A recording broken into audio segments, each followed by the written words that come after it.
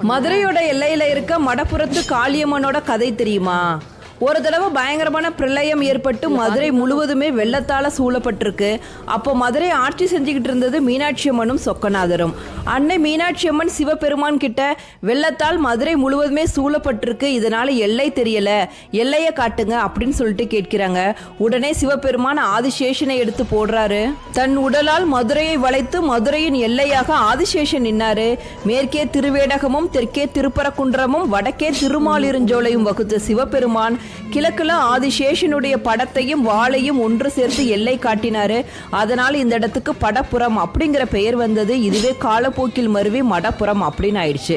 ஈசன் தன் கைகளால் ஆதிசேஷனை இறுக்கி கட்ட ஆதிசேஷனுடைய வாயிலிருந்து விஷம் வெளியேறியது. மக்களை காப்பாற்றுறதுக்காக அம்பாள் அந்த விஷத்தை உண்டு ஆங்கார ரூபிணியாக காளியாக எழுந்தருளினார். அவள்தான் மடப்புறத்து காளி.